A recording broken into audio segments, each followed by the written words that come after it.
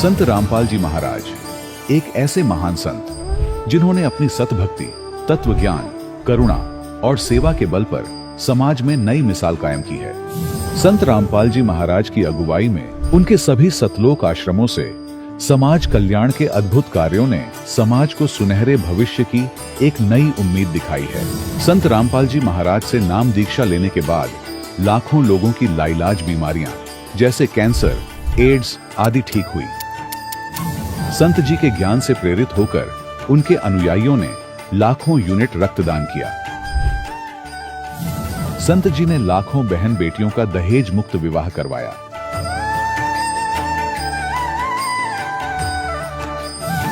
संत जी ने लाखों लोगों का नशा छुड़वाया, करोड़ों उजड़े परिवार बसे। संत जी के आश्रमों में समागम के दौरान निःशुल्क नेत्र चिकित्सा, दंत चिकित्सा प्रदान की जाती है। संत रामपाल जी महाराज द्वारा समय समय पर पर्यावरण संरक्षण के उद्देश्य से बड़े स्तर पर वृक्षारोपण किया जाता है। संत जी ने जरूरतमंदों को तत्काल राहत पहुंचाने के लिए एम्बुलेंस सेवा शुरू की। संत जी अपने अनुयायियों को देहदान के लिए प्रेरित करते हैं, जिससे मानवता की सेवा और चिकित्सा क्षेत्र में सुधार हो सके। संत रामपाल जी महाराज के सभी आश्रमों में हर रोज निःशुल्क भंडारा आयोजित किया जाता है, जहां हर वर्ग, हर जाति और हर धर्म के लोग एक साथ बैठकर भोजन करते हैं।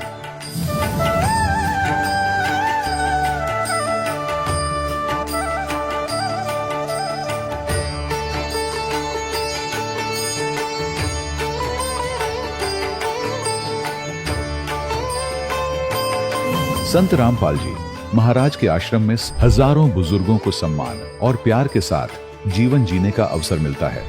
उनके खाने, रहने और स्वास्थ्य की पूरी जिम्मेदारी संत रामपाल जी महाराज उठाते हैं। अनाथ बच्चों के लिए संत रामपाल जी महाराज के सभी आश्रम किसी वरदान से कम नहीं। यहाँ उन्हें शिक्षा, संस्कार और भविष्य के लिए बेहतर अवसर प्रदान किए जाते हैं। चाहे बाढ़ हो, भूकंप या महामारी, संत रामपाल जी महाराज और उनके अनुयायी हमेशा ही जरूरतमंदों के लिए सबसे आगे खड़े रहते हैं। कोविड महामारी के दौरान संत रामपाल जी महाराज के आश्रमों से करोड़ों लोगों के लिए भोजन, दवाइयां और जीवन रक्षक सामग्रियां उपलब्ध कराई गई। चाहे गरीब की मदद हो या किसी शोषित और पीड़ित वर्ग के हक और सम्मान की लड़ाई, संत रामपाल जी महाराज ने हमेशा ही उनकी दबी आवाज को सरकारों तक पहुंचाया है और उन्हें उचित न्याय दिलवाने में अहम भूमिका अदा की है। समाज में आध्यात्मिक और सामाजिक मूल्यों के प्रति जागरूकता लाने में संत रामपाल जी महाराज हर कदम पर मानवता के सच्चे सेवक साबित हुए हैं। संत रामपाल जी महाराज का जीवन हमें सिखाता है कि सच्ची सेवा वही है जो निस्वार्थ भाव से की जाए। आइए हम भी इस महान सेवा के कार्य में इस महान संत से जुड़ें और संत रामपाल जी महाराज से नाम दीक्षा लेकर अपने जीवन को धन्य बनाएं।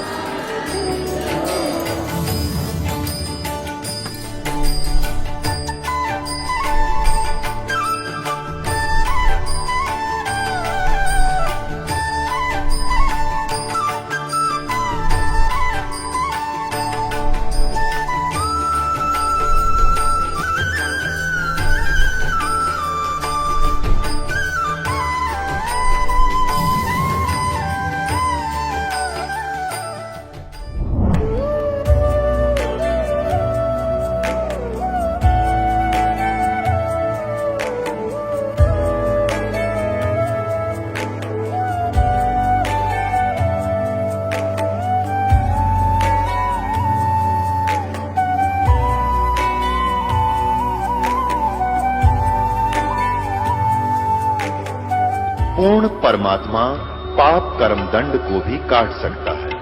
अभी तक जिस भी संत व महापुरुष से मिले, उन्होंने यही बताया कि पाप कर्म फल भोगने से ही समाप्त होगा।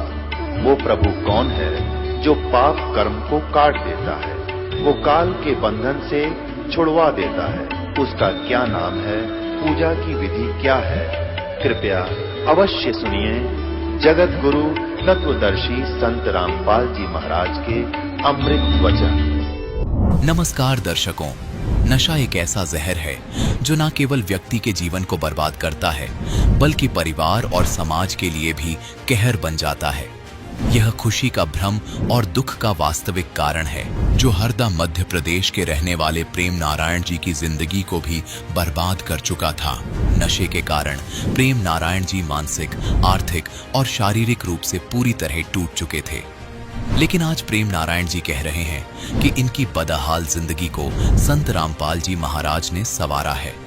आखिर ऐसे कौन से चमत्कारिक बदलाव इनकी जिंदगी में आए, जिसने इनके जीवन को पूरी तरह बदल कर रख दिया? आइए सुनते हैं प्रेम नारायण जी की कहानी, उन्हीं की जुबानी। नमस्कार सर। सच साहेब। सर क्या नाम है आपका? मेरा नाम प्रेम नारायण दास, जिला हरदा, ग्राम झाड़पा का रहने वाला हूँ। सर संत रामपाल जी महाराज से नाम दीक्षा आपने कब ली? संत रामपाल जी महाराज से नाम दीक्षा हमने 21 अप्रैल 2013 को ली।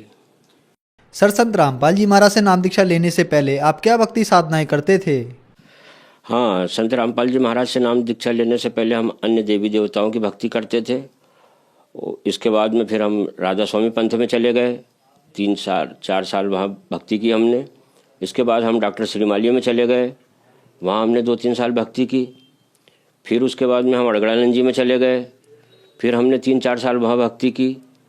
फिर आशुतोष महाराज जी में चले गए। सर आपने बताया कि आपने बहुत सारे गुरु बनाए। आप राधा स्वामी पंथ में गए, वहाँ आपने 3 साल तक भक्ति की। फिर आप आशुतोष जी महाराज के पास गए और आप श्रीमाली और अड़गानंद जी के पास भी गए, वहाँ आपने 5 साल तक भक्ति की। लेकिन भक्ति साधना से आपको कोई लाभ नहीं हुआ और आपका नशा भी नहीं छूट पा रहा था। तो फिर आप संत रामपाल जी महाराज की शरण में कैसे आए? हम लोग जहाँ गांजा पीते थे, हम नशे में बहुत डूबे हुए थे, तो हम गांजा पीते पीते जहाँ एक टीवी हमारा चलता था, वो हम टीवी उस रोज देख रहे थे। तो संत रामपाल जी महाराज के ज्ञान को हमने टीवी पर देखा कि भाई ये महाराज जी कौन है, कैसा ज्ञान पुस्तक में से बतला रहे। उस ज्ञान को फिर हमने 2-3 रोज ध्यान से सुना। ध्यान से सुनने के बाद हमको जो उनके संपर्क नंबर टीवी पर आते हैं, वहाँ हमने संपर्क नंबर पर फ़ोन लगाया, हमारा पता दिया। वहाँ से फिर हमारे को ज्ञान गंगा पुस्तक मिली। फिर हमने उस पुस्तक को पढ़ा। उस पुस्तक के ज्ञान को पढ़ने के बाद हमको ऐसा लगा जैसे हमारे नीचे से ज़मीन सरक गई हो। ऐसा ज्ञान हमने कभी सुना नहीं, हमको किसी ने बताया नहीं, हमने देखा नहीं। एक एक परमात्मा ने उस पुस्तक में ऐसे ऐसे प्रमाण दिए हैं कि वो प्रमाण देख के हम हक्का बक्का भूल गए। हमारे को फिर ऐसा लगा कि हम गलत जगह भक्ति कर रहे हैं, हमारे को बिल्कुल तत्काल जाना चाहिए। तो हमने फिर परमात्मा का वहाँ से सब नाम पता वहाँ का सब हमको वो हुआ। फिर हमने रिजर्वेशन करवाया। फिर हम मालिक के दरबार में वहाँ सतलोक आश्रम बरवाला पहुँचे। वहाँ पर रामपाल जी महाराज ने हमारे को नाम दीक्षा दी। सर हमने सुना है कि जो भी श्रद्धालु संत रामपाल जी महाराज से नाम दीक्षा लेते हैं उनको बहुत सारे लाभ प्राप्त होते हैं। तो क्या संत रामपाल जी महाराज से नाम दीक्षा लेने के बाद आपको भी कुछ लाभ प्राप्त हुए? संत रामपाल जी महाराज से जुड़ने के बाद में मेरे को इतने लाभ हुए कि मैं मानसिक रूप से बहुत परेशान था, आर्थिक रूप से भी बहुत परेशान था। संत रामपाल जी महाराज जी का जब मेरे को ज्ञान मिला, इससे पहले मैं दारू पीता था। काफ़ी समय में 4-8 साल दारू पीता रहा। दारू पीने के बाद में मैं गांजे में डूब गया। गांजे में मैं इतना डूब गया कि मेरे को ध्यान नहीं रहा कि मैंने 8 साल के लगभग में सुबह कब खाना खाया होगा। शाम को 1-2 रोटी खा लेता था। तम्बाकू, सुपारी, बीड़ी, जो भी पूरा नशा था मैं इसमें इस कदर डूबा हुआ था कि मैंने कभी होश में, मेरे को ध्यान नहीं है कि मैंने कभी होश में इस दुनिया को देखा हो। मेरे को ऐसा लग भी नहीं रहा था कि मैं इस दुनिया को होश में देख पाऊंगा, क्योंकि मैं बिल्कुल मरने की कगार पे आ गया था। पूरा शरीर से भी सूख चुका था। मेरी परिस्थिति भी इतनी बदल गई थी, कम से कम मैं 8-10 एकड़ इस बीच में ज़मीन बेच चुका हूँ। पूरा बर्बाद हो गया था। मेरे पास ज़मीन होने के बावजूद भी मैं टूटे हुए मकान में रहता था। बहुत ऐसा टूटा हुआ मकान था कि मैं अब आपको क्या बताऊँ। संत रामपाल जी महाराज से दीक्षा लेने के बाद मालिक ने मेरे को आर्थिक, आध्यात्मिक और मानसिक, भौतिक सारे लाभ परमात्मा ने इतने लाभ दिए, मैं आपको क्या लाभों को गिनाऊं।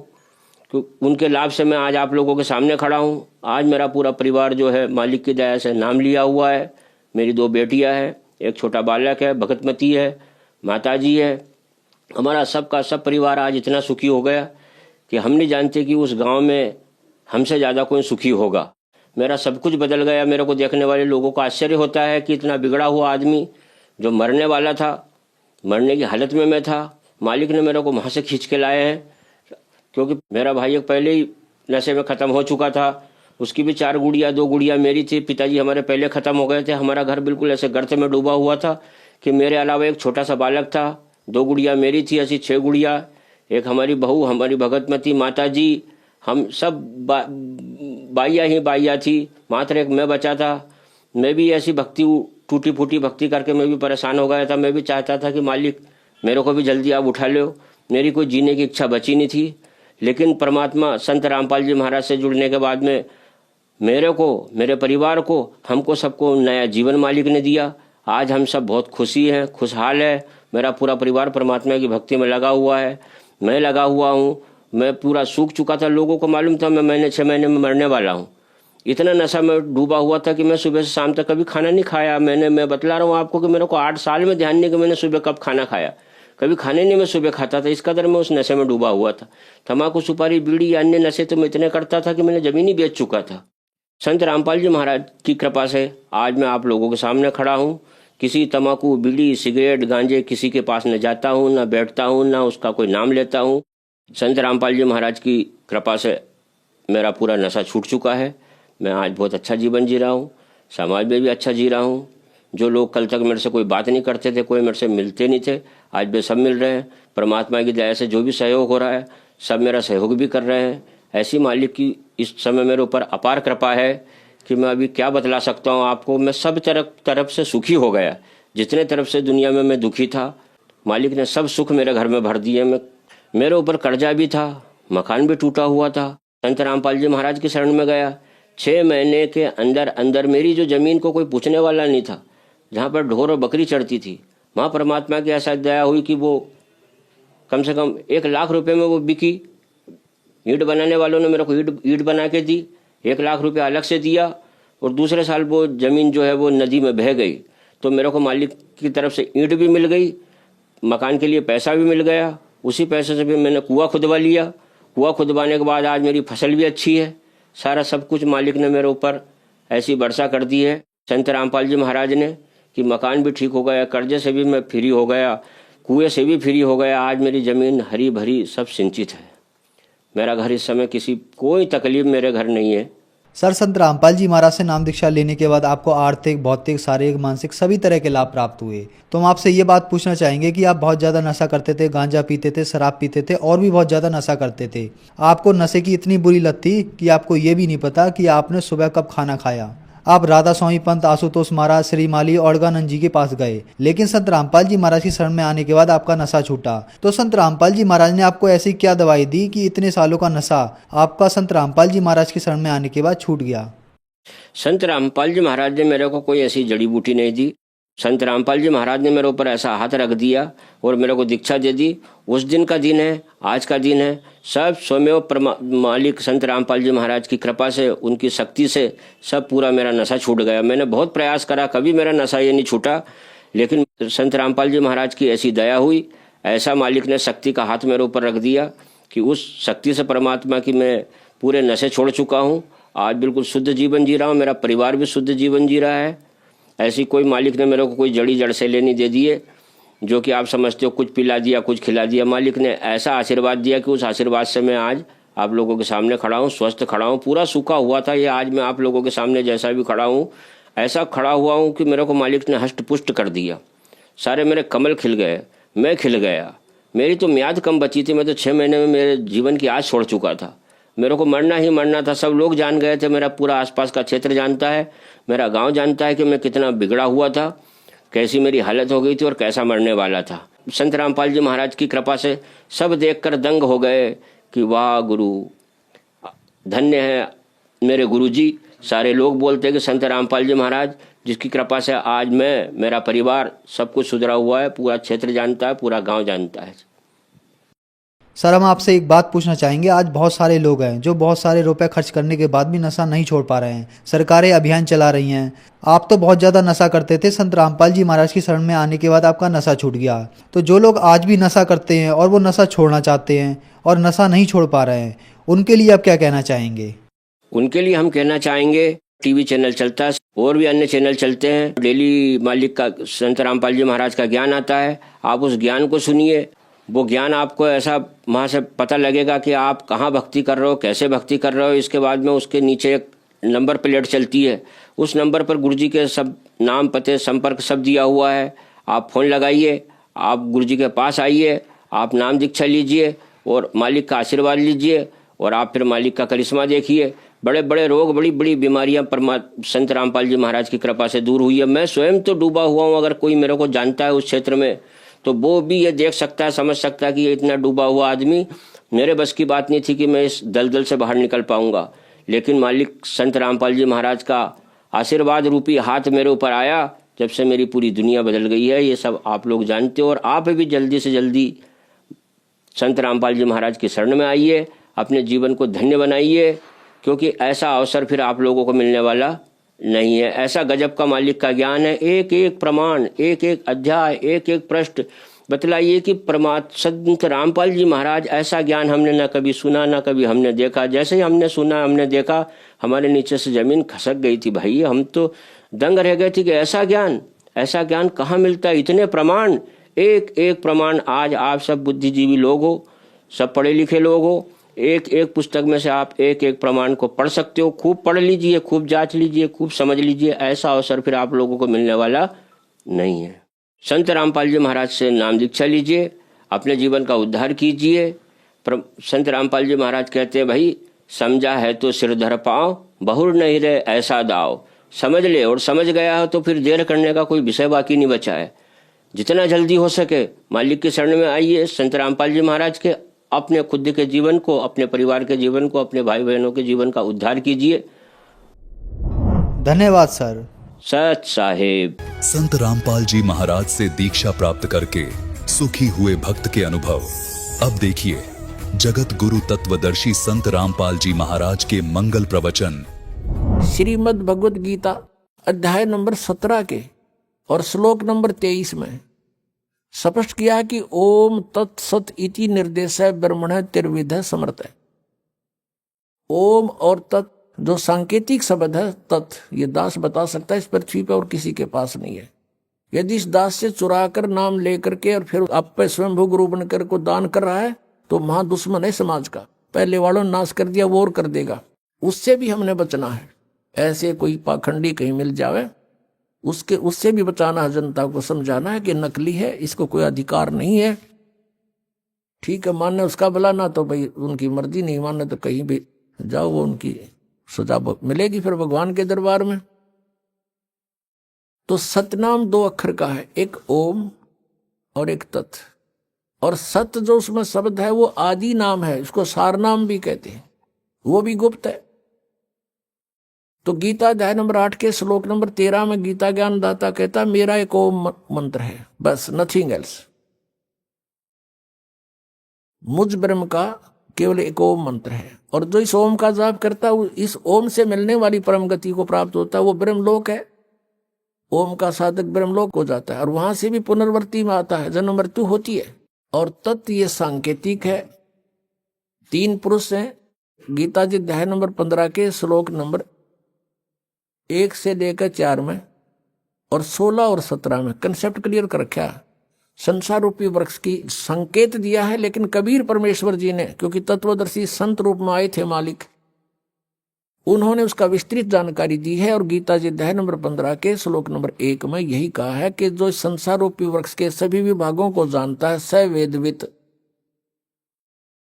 पत्तों सहित जानता है जड़ से लेकर, वो तत्वदर्शी संत है। वो स्वयं परमेश्वर ही आते हैं।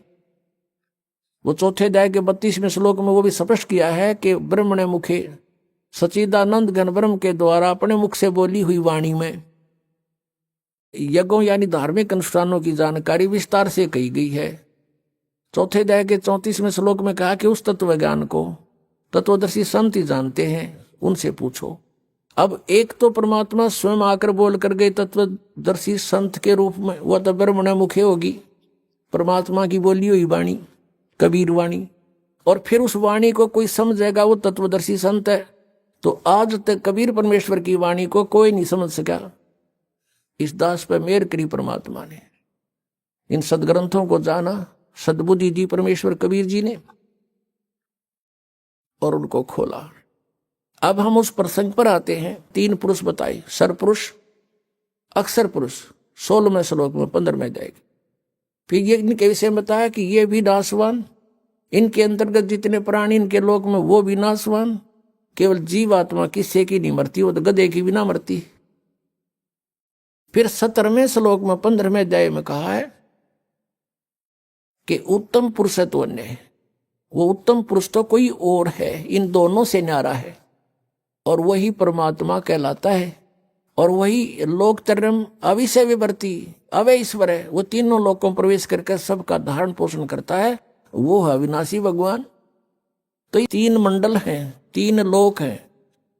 एक तो 3 लोक इस काल ने नकल करे रखी है सतलोक की, इसने अपने एक ब्रह्मांड में भी अलग अलग लोक बना रखे हैं, जैसे पृथ्वी लोक, पाताल लोक और ऊपर स्वर्ग लोक। ये भी 3 लोक कहलाते हैं, और ये 3 लोक अलग है। एक तो ब्रह्म का लोक सरपुरुष का, और एक अक्षर पुरुष का लोक। ब्रह्म का जो सरपुरुष का कितना क्षेत्र है, 21 ब्रह्मांड है इसके लोक में, और अक्षर पुरुष के 7 संग ब्रह्मांड है, वो उस अक्षर पुरुष का लोक। और तीसरा जो है वो ऊपर के लोक हैं, सतलोक, अलखलोक, अगमलोक और अनामी लोक। तो उन 4 लोकों में परमात्मा कबीर जी ही अन्य रूप धारण करके रहते हैं मनुष्य दृश्य ही। तो इस प्रकार ये 3 पुरुष, पुरुष माने परमात्मा, 3 प्रभु। तो सरपुरुष का ये ओम मंत्र है जिसको ब्रह्म कहते हैं। अक्षर पुरुष का ये तत्व है जो सांकेतिक ये दास बताओगा, जो ये तत्व और ओम मिलकर के सतनाम बनेगा।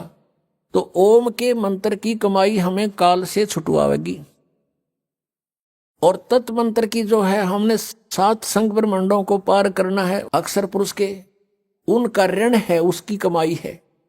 और जो सार नाम है, आदि नाम है, वो मंत्र हमें सतलोक में स्थायी स्थान दिवाएगा। तो इस प्रकार परमात्मा पावेगा। अब हम उसी प्रसंग पर आते हैं कि इन राधा स्वामी वालों को, इस पंथ के जितने भी शाखाएं हैं, इनके पास सत्संग नहीं है, कोरा कुसंग भरा है, इनको सतनाम का नहीं पता। ये आज तक सतनाम से परिचित नहीं हो सके, तो इस सतलोक कहाँ के जाएंगे? नाम जप 5 निरंकार, ओंकार, ज्योति, निरंजन, सोहम और सतनाम। यह सोहम परमात्मा की वाणी से चुराया, करने नो दीदार महल में प्यारा है।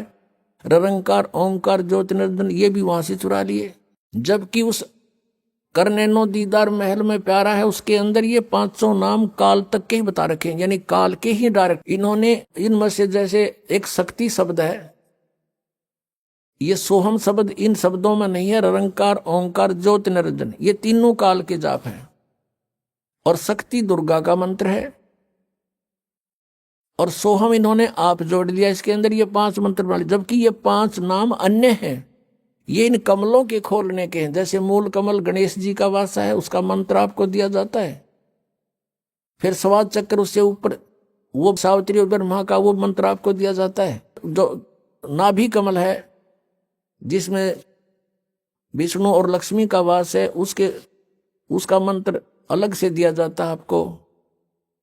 और हृदय कमल जो दोनों सतनों के बीच में जो ये स्थान यहाँ पर आता है, रीढ़ की हड्डी के अंदर की तरफ पीछे बैकबोन पर, तो वहाँ एक हृदय कमल है जिसमें उसमें शिव और पार्वती का निवास है, उसका मंत्र आपको दिया जाता है। कंठ कमल में दुर्गा है, इसका यहाँ पीछे इसका मंत्र आपको दिया जाता है। तो ये 5 मंत्र इन प्रधानों के हैं, वो ये मंत्र नहीं है निरंकार, ओंकार, ज्योति, निरंजन, ये भी इन्होंने गलत सेलेक्ट कर लिए। और ये 5 नंबर मोक्षदायक नहीं है, ये तो प्रारंभिक फर्स्ट एड समझ लो, ये तो फर्स्ट एड है। इसके बाद ट्रीटमेंट शुरू होता है सतनाम से और आदि नाम से।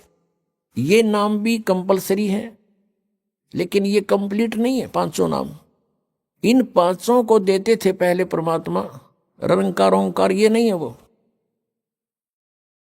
और ये सतनाम केवल कुछ एक पुण्यात्माओं को दिया जो दृढ़ भक्त थे, अगर डिस्क्लोज नहीं करेंगे, उनको मना कर दिया था कभी इसको डिस्क्लोज ना करना, नहीं तो पिछली पीढ़ी फिर हंस नहीं हमें पहचान पाओगे। ये नकली भी हुए नाम देते पाओगे, अधिकारी ये होंगे ही नहीं हैं, और जीवों को फिर काल के मुख में डाल देंगे। तो इस प्रकार परमात्मा ने उनको ये मंत्र दिया था, स्वयं जाप कीजिए, किसी को डिस्क्लोज मत करिए। और पहले ये 5 नाम दिए थे, जो दास आपको 7 देता है, 5 दिए थे बीच बीच के, ताकि कुछ चार्जिंग होती रहे इन पुण्यात्माओं की, और ये दोबारा मनुष्य जन्म प्राप्त करते रहे। इस मंत्र से मोक्ष नहीं हो सकता इन 5 नामों से, जब तक ये और सारे कंप्लीट नहीं मिलेंगे। तो परमात्मा ने दया बख्शी थी कि ये किसी प्रकार ये पुण्यात्मा बिचली पीढ़ी तक चले जा। प्रथम जो मंत्र आपको दिया जाता है, उसके जाप से आपके मनुष्य जन्म होते हुए आ रहे थे, इसलिए तो आपको आज भी भगवान की चाह है। नहीं तो ऐसे भी व्यक्ति हैं जो सोचते भी नहीं परमात्मा की ओर, और आप बचपन से ही कोई ना कोई आड़ लेकर भगवान की लगे हुए हो। आप वो पुण्यात्मा हो जो परमात्मा के साथ सन 1398 से लेकर 1518 तक 120 वर्ष के दौरान आप कभी ना कभी उनसे टच में आए हो। उसमें परमेश्वर कबीर जी के 64 लाख शिष्य हुए थे। 64 लाख। आज तो हर मीडिया का साधन है प्रत्येक प्राणी के पास, कोई 4 बातें जानता मीडिया के माध्यम से, वो भी संत पर प्रसिद्ध हो जाता है। आज से 600 वर्ष पहले पूरे भारतवर्ष की मेरे ख्याल 4 करोड़ आबादी नहीं होगी, जिसमें पश्चिमी पाकिस्तान, पूर्वी पाकिस्तान, बलूचिस्तान, अफगानिस्तान और इराक, ईरान, गजनी तक ये सारा भारत ही था, और कुल मिलाकर 5 करोड़ आबादी नहीं थी। उस समय परमेश्वर कबीर जी के 64 लाख शिष्य थे। उनमें से आप ही हो जो कोई राधा स्वामी का फंस गया, कोई जय गुरुदेव का फंस गया, कोई धन धन सतगुरु का फंस गया, कोई वैसे अपनी परंपराएं साधनाएं करके मस्त है, कोई हंसा देश वाला के फंस रहा है, और बाकी कोई बचे कुछ इनके या साराम ने बांध रखी है गांठ सबकी। और ये सुधांशु जी जैसे, इनको कह का पता नहीं, शिव जी को मृत्युंजय बताता है शिव सुधांशु जी, और नाम देता ओम तत्सत ओम तत्सत। इन तत्व और सत का पता नहीं, सीधा ढूंढा ठारे हैं। तो पुण्यात्माओं, दास का उद्देश्य है कि जब तक इनके ज्ञान और नाम साधना को आपके रूबरू ना करूंगा, तब तक आप सच्चाई से परिचित कैसे होगे। और जिन महापुरुषों ने मंत्र जाप करे वो भी आपको बताऊंगा कौन कौन से किए। यही सतनाम जो 2 अक्षर का आपको दिया जाता है, ये गुरु नानक देव जी ने जाप किया, यही मलुकदास साहिब जी ने जाप किया, यही श्री धर्मदास साहिब जी ने जाप किया, यही आदरणीय दादू साहिब जी ने जाप किया, यही आदरणीय गरीबदास साहिब जी ने जाप किया, जो परमात्मा ने सीधा आकर उनको नाम दिया। और ये गीसा दास साहिब जी ने जाप किया। ये 2 मंत्र का सतनाम है, जिसमें एक ओम है, एक तत्, आपको पता है जिसने सतनाम प्राप्त।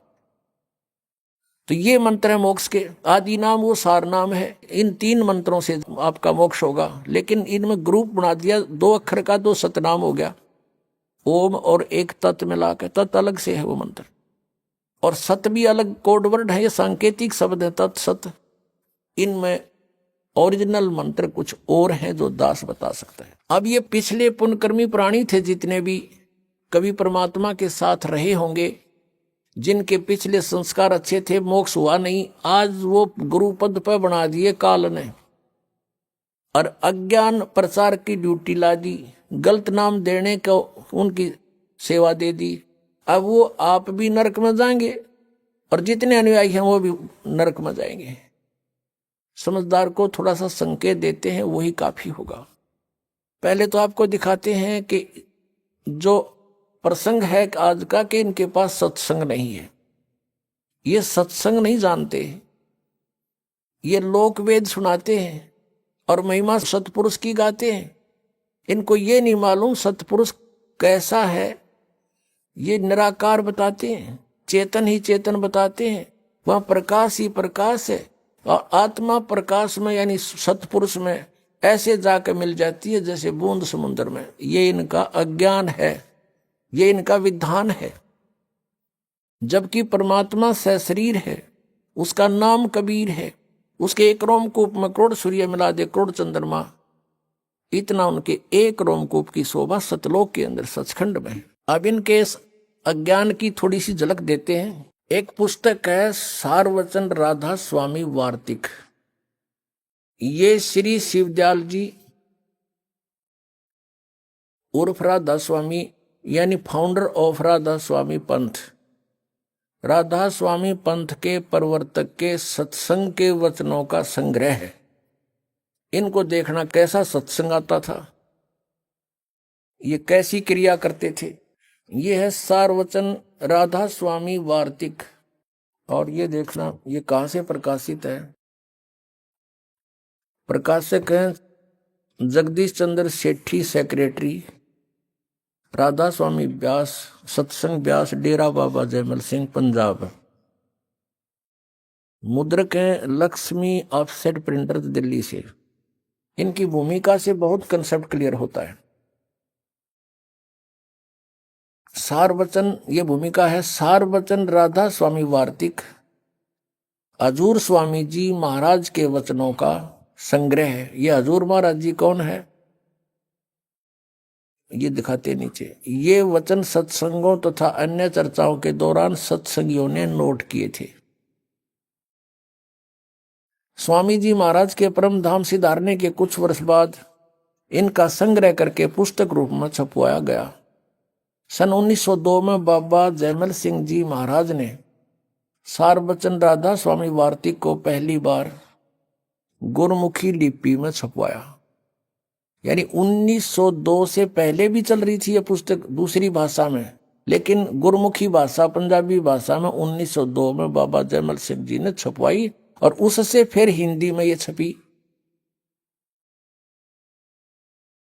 श्री जयमल सिंह जी ने सारवचन राधा स्वामी वार्तिक को पहली बार 1902 में छपवाया था गुरमुखी लिपि में। प्रस्तुत पुस्तक उसी प्रथम गुरमुखी संस्करण के अनुसार है और अब इसका हिंदी संस्करण प्रकाशित किया जा रहा है। अब यह हजूर जी महाराज के सारवचन राधा स्वामी वार्तिक हजूर स्वामी जी महाराज के वचनों का संग्रह है। यह हजूर जी कौन है, ये देखो। स्वामी जी महाराज का शुभ नाम शिवदयाल सिंह जी था। आपने 15 अगस्त 1818 में आगरा शहर में जन्म लिया। आपके पिताजी का नाम सेठ दिलवाली सिंह जी तथा माता जी का नाम महामाया जी था। आपके पूर्वज पंजाब के रहने वाले थे तथा घर में गुरु ग्रंथ साहिब का पाठ किया जाता था। आपके माता पिता हाथरस के प्रसिद्ध संत तुलसी साहिब के भक्त थे। हाथरस वाले तुलसीदास साहिब जी के इनके माता पिता भगत थे और स्वामी जी महाराज ने भी तुलसी साहिब की काफी संगति की थी। उसके वचन तो सुने थे, उसका ज्ञान वही घसीट रखा है, लेकिन उससे भी हटकर अपना अज्ञान और जोड़ लिया उसमें। और कोई गुरु नहीं इनका, किसका, शिवदयाल जी का। बचपन से ही स्वामी जी महाराज का रुझान अध्यात्म की ओर था। आपने एक कमरे में बैठकर 17 वर्ष सुरत शब्द योग का अभ्यास किया और सन 1861 में बसंत पंचमी के दिन खुले तौर पर आम सत्संग और सुरत शब्द योग का उपदेश शुरू किया। ठीक, अच्छा, अब हम चलते हैं। अब यहां से है ये वचन इनके जो सत्संगों से संग्रह किए हुए, यानी श्री शिवदयाल जी के विचार सुनाएंगे आपको। देखिएगा, राधा स्वामी दयाल की दया, राधा स्वामी साहेब खुलासा उपदेश हजूर राधा स्वामी साहब का, यानी शिवदयाल जी के वचन है ये, सत्संग है ये। दफा 1, सिर्फ काम इतना है, इंसान यानी मनुष्य अपनी सूरत यानी रूह को उसके खजाने और निकास यानी मुकाम सतनाम और राधा स्वामी में पहुंचावे। अगले प्रश्न में लिखा है। तो हमने ये देखना है कि यहां पर सतनाम और राधा स्वामी को उन्होंने मुकाम कहा। मुकाम माने स्थान। ये 14 पृष्ठ पे हम आपको दिखाएंगे। अब ये तीसरा वचन है स्वामी जी का। ये गीता के जैसे वचन बना रखे न, अध्याय बना कर जैसे। जितने आचार्य और महात्मा और अवतार और पैगंबर हर एक मजहब में हुए हैं, वे सब अपने अभ्यास के जोर से अंतर में तरफ मुकाम असली के चले, असली स्थान की ओर चले। ये कहते सिर्फ संत मंजिल 5वीं यानी सतनाम पर इनकी अकल देखो। मंजिल माने स्थान, इन्होंने अनुवाद कर रखा है, यानी शब्दार्थ किया है। फिर आते हैं सिर्फ संत मंजिल 5वीं यानी सतनाम पर, यानी यहाँ सतनाम को स्थान का है, और बिरले संत मंजिल 8वीं यानी राधा स्वामी पद तक पहुंचे। राधा स्वामी को भी मंजिल माने स्थान, ये आपने देख ही लिया, मंजिल माने स्थान इन्हीं के अनुवाद में। अब देखो 15 पृष्ठ पर, ये आप देख रहे हैं सारवचन वार्तिक भाग पहला है, इसका चौथा वचन पढ़ते हैं। अब समझना चाहिए कि राधा स्वामी पद सबसे ऊंचा मुकाम है, स्थान है, और यही नाम कुल मालिक और सच्चे साहिब और सच्चे खुदा का है। और इस मुकाम से राधा स्वामी स्थान से 2 स्थान नीचे सतनाम का मुकाम है। अब सतनाम को स्थान कह रहे हैं पहले, तो ये सिद्ध हो गया स्थान का स्थान है। सतनाम को ये स्थान कहते हैं, स्थान का स्थान है, स्थान का स्थान, मुकाम माने भी स्थान और सतनाम माने भी इनकी भाषा में स्थान, तो स्थान का स्थान है। ये हमारा सिर है जो इन में ऋषियों ने डिफाइन किया।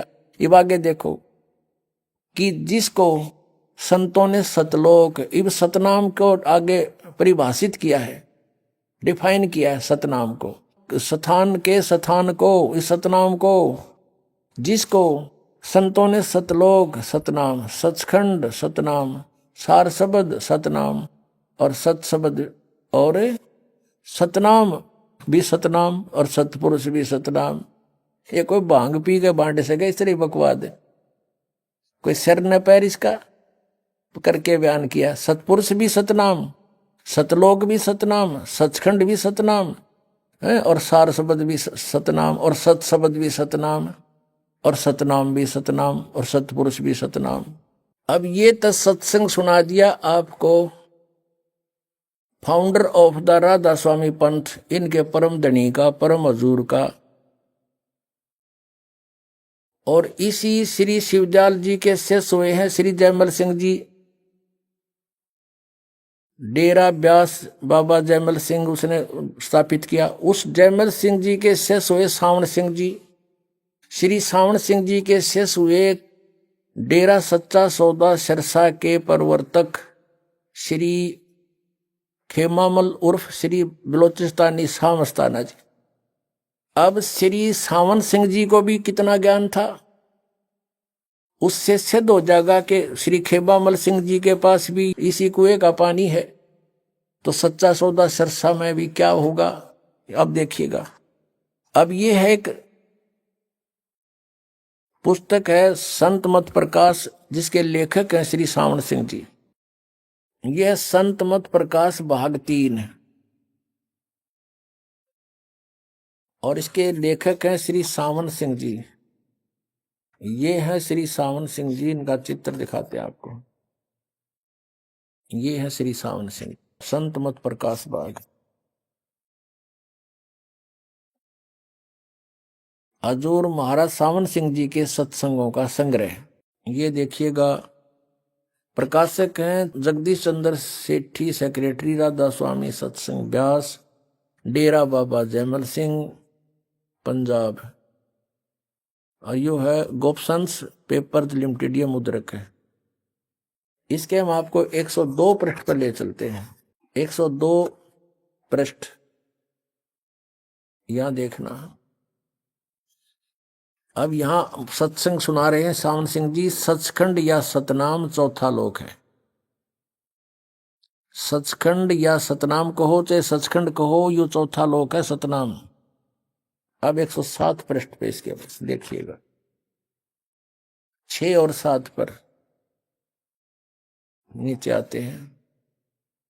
किसी सत्संगी से वार्ता हो रही है स्वामी जी की। सत्संगी ने कहा, हजूर जहां राम नाम का जस महिमा होता हो।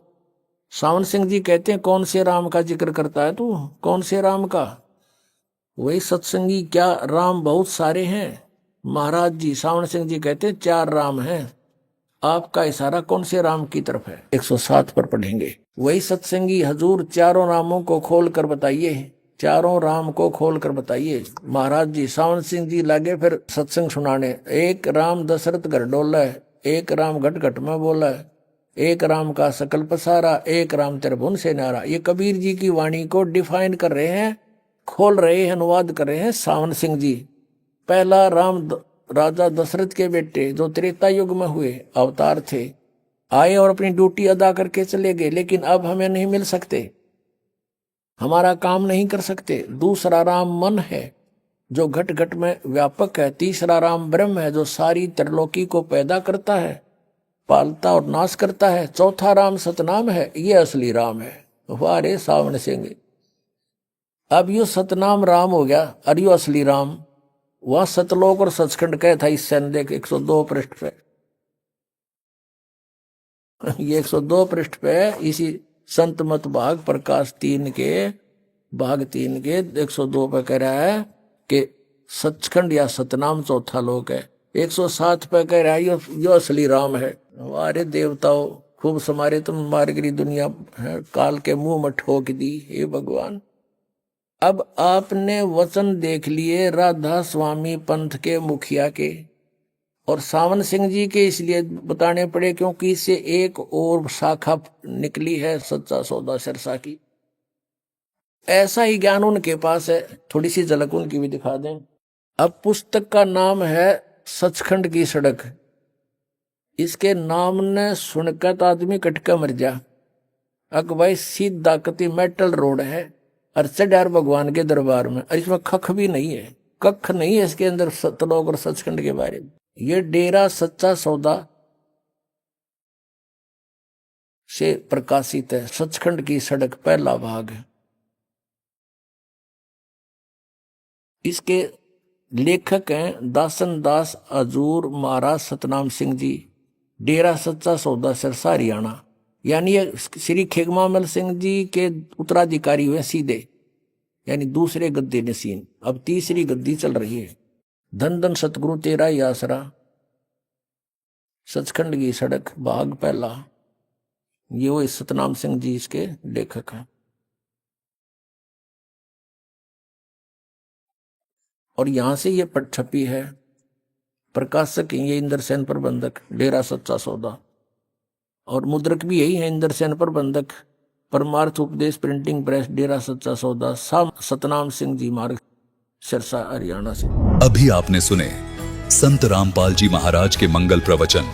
आइए अब सुनते हैं संत रामपाल जी महाराज से नाम दीक्षा लेकर सतभक्ति करके अद्भुत लाभ प्राप्त करने वाले अनुयायी के विचार।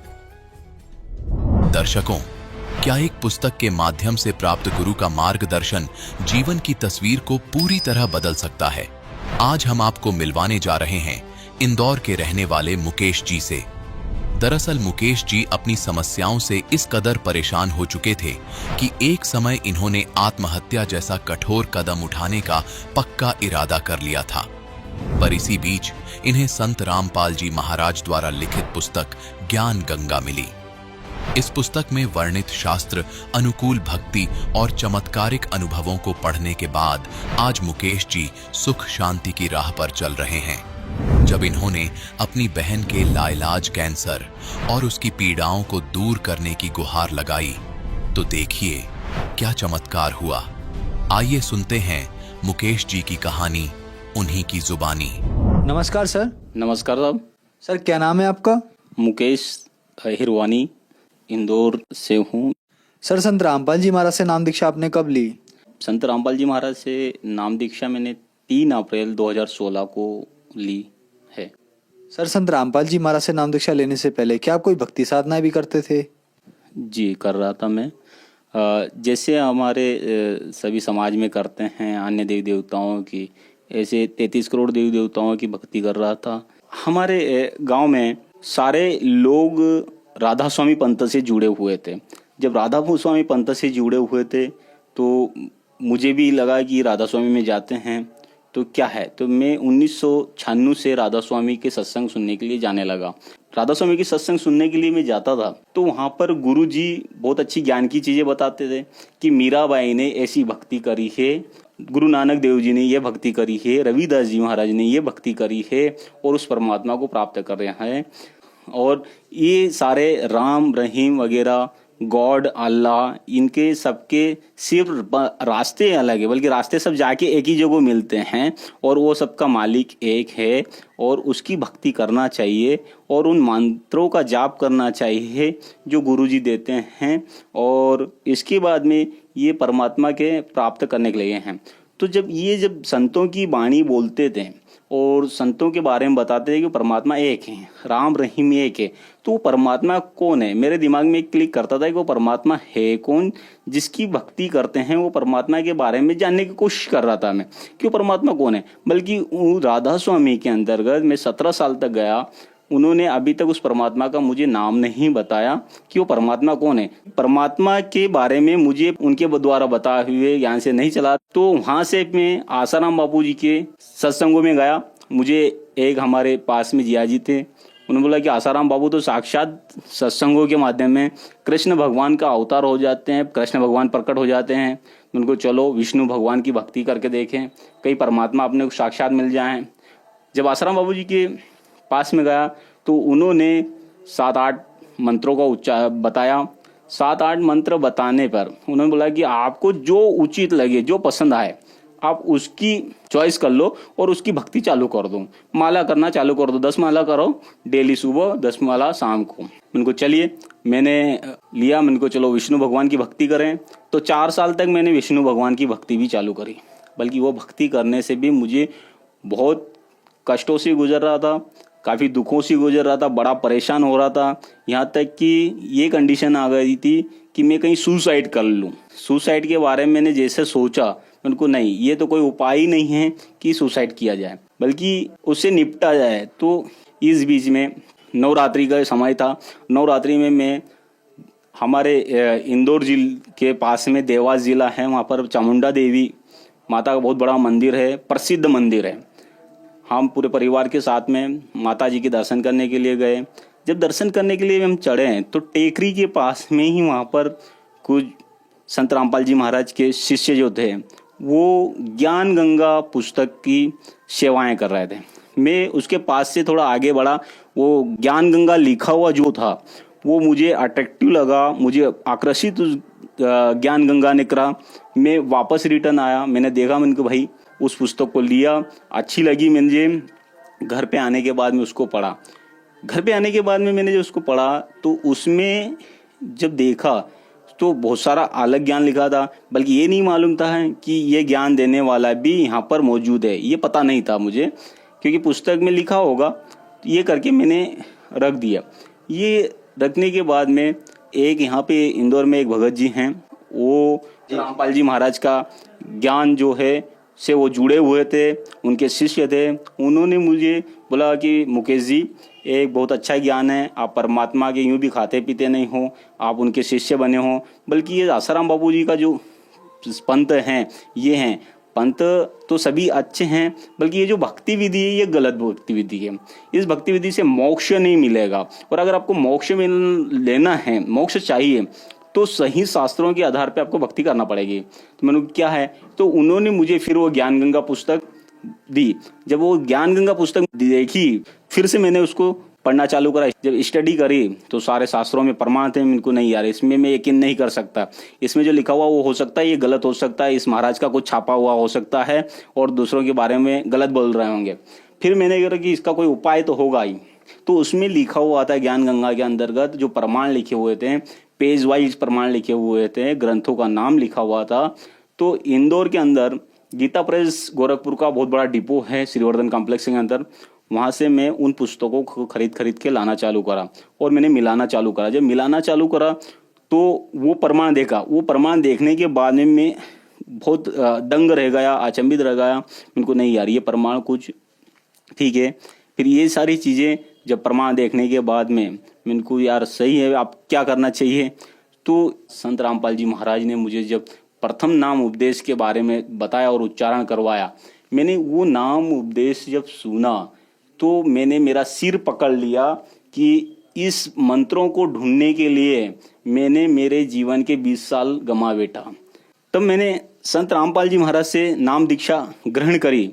सर, हमने सुना है कि जो श्रद्धालु संत रामपाल जी महाराज से नाम दीक्षा लेते हैं उनको कुछ न कुछ लाभ जरूर प्राप्त होते हैं। तो क्या संत रामपाल जी महाराज से नाम दीक्षा लेने के बाद आपको भी कुछ लाभ प्राप्त हुए? संत रामपाल जी महाराज के ज्ञान से जुड़ने के बाद में मुझे शास्त्रों के आधार पर भक्ति मिली। उसके बाद में मेरे से साथ में जो चमत्कार हुए, मैंने देखा कि 2017 में मेरे बच्चे के द्वारा नाम खंडित हो गया था। खंडित होने के बाद में तीसरे दिन बच्चे को अचानक जोर से तेज बुखार चढ़ा। तेज बुखार चढ़ने पे उसके सिर में इतना दर्द होना चालू हुआ, इतना कि मैं रात को करीबन 12:30 बजे के लगभग पास में एक हॉस्पिटल थे, वहाँ पे लेके गया। हॉस्पिटल में डॉक्टरों ने उसको डायनापर के इंजेक्शन तेज दर्द वाला लगाया। डायनापर के इंजेक्शन से भी उसको थोड़ी राहत मिली, उसका असर खत्म हुआ। उन्होंने बोल दिया था कि आप घर ले जाओ। घर लेके आ गए। जैसा उसका असर खत्म हुआ, वापस उसका सिर दर्द तेज चालू हुआ। सुबह परेशान हो गए हम लोग कि अब ये क्या करना चाहिए, क्योंकि वो इंजेक्शन लगाने से उसका असर खत्म होने के बाद में वापस चालू हुआ। हॉस्पिटल में गए, इंदौर के अंदर अरविंदो हॉस्पिटल है बहुत बड़ा, वहाँ पर हमने गए, वहाँ पे देखा, डॉक्टरों को बताया, चेक करा उन्होंने। तो उन्होंने हेवी डोज के जो इंजेक्शन हैं, सारे हेवी डोज के इंजेक्शन लगाए उनके सिर दर्द को कंट्रोल करने के लिए। एंटीबायोटिक लगाई, सब कुछ करा, उसके बावजूद भी सिर दर्द बंद नहीं हो रहा था। मैंने डॉक्टरों से, बड़े डॉक्टरों से सब चर्चा करी। डॉक्टरों ने बोला कि भैया इनको हमने आज एंटीबायोटिक और हेवी डोज वाले भी दे रखे हैं जिससे कि इनका सिर दर्द बंद हो जाए। बल्कि बच्चे का सिर दर्द नहीं बंद रहा, मतलब कि उनके सिर के अंदर कुछ ऐसा है, इन्फेक्शन हो चुका है जिसकी वजह से ये दर्द बंद नहीं हो रहा है। बचाने के लिए बोले कि ये हम कुछ नहीं कर सकते, बल्कि हेवी डोज से हेवी डोज जो है वो देने की कोशिश कर रहे हैं। और वो इन्फेक्शन का नाम सुनते ही मैं घबरा गया। मैं उनको आप क्या करूं? तो मैंने संत रामपाल जी महाराज के आश्रम में फ़ोन लगाया, प्रार्थना लगाई कि मालिक ऐसी सी बात है और बच्चे की तबीयत डॉक्टर मना बोल रहा है। जब मैंने ये प्रार्थना लगाई तो उन्होंने बोला कि संत रामपाल जी महाराज दया करेंगे, आप भक्ति करते रहो, मंत्रों को उच्चारण करते रहो। तो परमात्मा संत रामपाल जी महाराज की ये दया हुई कि बच्चे को धीरे धीरे उसका सुधार होना चालू हुआ। डॉक्टरों ने बोला था कि इनके शरीर में पूरा इन्फेक्शन है, इनके बॉडी से केमिकल निकालेंगे, इनकी रीढ़ की हड्डी से पानी निकालेंगे और उसको टेस्ट करने के लिए डॉक्टरों ने उनका सीटी स्कैन करवाया, एक्सरा करवाया और 5 रोज में एक रिपोर्ट आई थी। वो सारे बॉडी में से पीछे की रीढ़ की हड्डी से पानी निकाला था। उन्होंने बोल दिया था कि इस बच्चे को हम पानी निकालने की हमारी कोई गारंटी नहीं रहेगी, इसको लकवा भी मार सकता है, इसको कुछ भी हो सकता है, कभी भी कुछ भी हो सकता है। मैंने उन पे यकीन ना करते हुए मेरे जितने भी मित्र डॉक्टर थे सबसे फोन पे बात करी, उनको इससे क्या क्या नुकसान हो सकते हैं। तो उन्होंने बोला कि यार ऐसा हो सकता है। उनको यार ये तो आप परमात्मा ही करे, संत रामपाल जी महाराज की ही दया हो सकती है, वही ठीक करते हैं। क्योंकि हम सत्संग सुनते थे और सत्संगों के माध्यम से हमें पता चलता था कि संत रामपाल जी महाराज अगर जो भक्ति बता दे वो भक्ति करते हैं तो उससे फायदा होता है। तो ये हुआ कि उनकी जब प्रार्थना लगाने के बाद में सुधार चालू हुआ, बच्चा ठीक हो गया और लेके आ गए। संत रामपाल जी महाराज की दया से ही बच्चा ठीक हुआ और आज वो भी खुश है और भक्ति कर रहे हैं। और दूसरा एक और चमत्कार अभी नया हुआ था, मेरी सिस्टर ने संत रामपाल जी महाराज से नाम दीक्षा ग्रहण करी। उन्होंने ग्रहण करने के बाद में उन्होंने ठीक से मर्यादा नहीं रखी, नाम खंडित कर लिया। नाम खंडित होने के बाद में उनको बहुत बड़ी गंभीर बीमारी, कैंसर की बीमारी हुई। ये मुझे नहीं पता चला। जब उनको ज़्यादा तकलीफ होने लगी और तकलीफ होने के बाद में उन्होंने सबसे पहले है मेरी पत्नी को बताया कि भाभी ऐसी ऐसी प्रॉब्लम है। उनको ये कब से है? बोले कि ये मुझे करीब 3 से 4 साल हो गए। मैंने को बहन बताना चाहिए, इतनी बड़ी बीमारी। मैंने को चलिए दिखाते हैं। मैंने मेरे पर्सनल डॉक्टर को दिखाया। डॉक्टर को दिखाने के बाद बोले मुकेश जी इसका अपने को एक बायोप्सी करवाना पड़ेगा। बायोप्सी एक जिससे इसका टेस्ट होता है और वो टेस्ट बाहर होके आते हैं। मैंने को चलिए ठीक है। मैंने को टेस्ट बोले 3,000 रुपये की ये रहेगी और ऑपरेशन का मिला के 4,000 रुपये लगेंगे। मैंने को चलिए ठीक है। उन्होंने एक फीस निकाला, बायोप्सी के लिए पहुंचाया और जब उसकी रिपोर्ट आई तो पता चला है कि 3 ग्रेड का जो कैंसर है वो 3 ग्रेड का कैंसर क्रॉस हो चुका था और 4थे ग्रेड में लगने वाला था। उन्होंने बोला कि ये 4थे में आप ज़्यादा समय नहीं लगेगा। उनको 4थे की स्टेप होती कैसी है, चौथा हम कैसे पहचानेंगे कि चौथा है? बोला कि जब शरीर में कैंसर होता है, जगह जगह कैंसर की गांठें बनने लग जाती हैं, ब्लास्ट होने लग जाती है, ठीक है ना, और तकलीफ ज़्यादा बढ़ जाती है। समझ लीजिएगा ये चौथे ग्रेड का है। उन्होंने मुझे पूरी जानकारी दी, मैंने वो जानकारी मेरी बहन को नहीं बताई, क्योंकि मैं उसको बताऊंगा तो और जिएगी कैसे वो। उनको ब्रेस्ट कैंसर का था, एक की जगह दूसरी जगह भी हो गई। उनके पूरे हाथ में, दाहिने हाथ में उनका इतना मोटा हाथ हो गया और उसे फट रहा था। ये सारी चीज़ें मैं देख रहा था, इनको आप ज़्यादा ही हो गई। संत रामपाल जी महाराज जी, उनके बहन आप शुद्धिकरण करवाओ। संत रामपाल जी महाराज से नाम दीक्षा लेके पुनः उपदेश करवा के शुद्धिकरण करवाया और उनको नाम दीक्षा दिला दी, भक्ति करवाई। धीरे धीरे ट्रीटमेंट चलता रहा।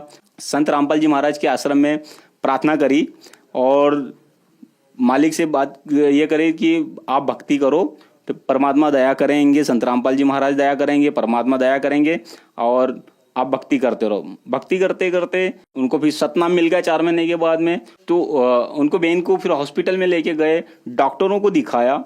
डॉक्टरों ने बोला कि इसको हमारे बस की बात नहीं है।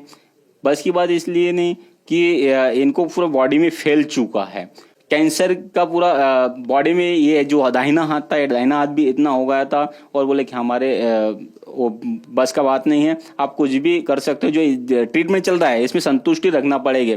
जब ये चीज़ मेरे भांजे ने मुझे बताया, मामा ऐसी कंडीशन बन रही है, मैं बाहर बैठ के हॉस्पिटल के बाहर खूब रो रहा था। हम इनको एक काम करें, अपन संत रामपाल जी महाराज के वहाँ पर अपन अर्जी लगाएं, एक लास्ट अर्जी लगा दें, अब जो भी परमात्मा दया करेंगे।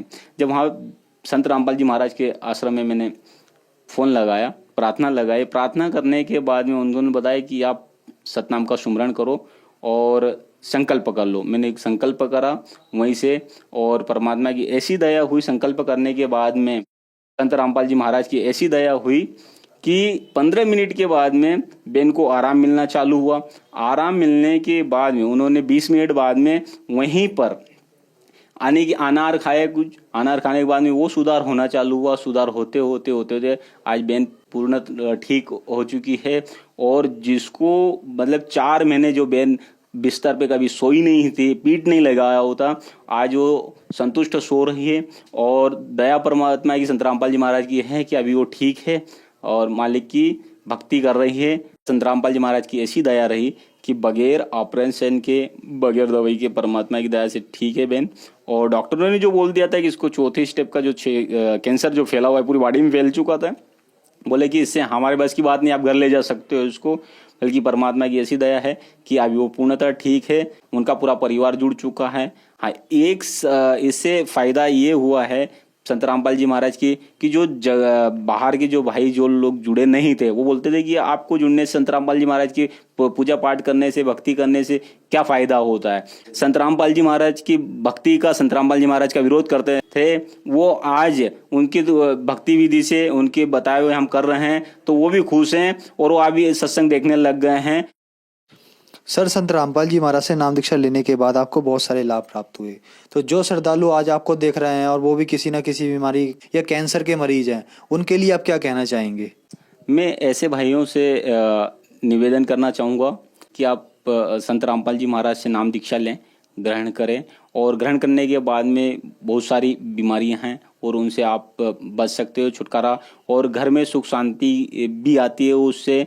आपको कि सुख शांति भी चाहिए व्यक्ति को। इस समाज में आज की कंडीशन ऐसी है कि व्यक्ति तकलीफों से गुजर रहे हैं। सही भक्ति करेंगे तो सुख शांति होंगे। और आप सारे से निवेदन है कि आप संत रामपाल जी महाराज की शरण ग्रहण करिएगा और जल्दी से जल्दी आइएगा।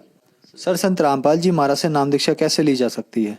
संत रामपाल जी महाराज से नाम दीक्षा लेने के लिए टीवी चैनलों पे सत्संग आते हैं, उनके नीचे एक पट्टी चलती है, पट्टी पे नंबर रहते हैं, उन नंबरों पे आप फ़ोन लगा सकते हो। फ़ोन लगाने के बाद में आपको बता दिया जाएगा कि हर जिले में अभी सेंटर खुल चुके हैं नाम दीक्षा के, वहाँ जाके आप नाम दीक्षा ग्रहण कर सकते हैं। संत रामपाल जी महाराज से नाम दीक्षा ग्रहण करके आप मोक्ष प्राप्त कर सकते हो, सुख शांति प्राप्त कर सकते हो। धन्यवाद सर। सत साई।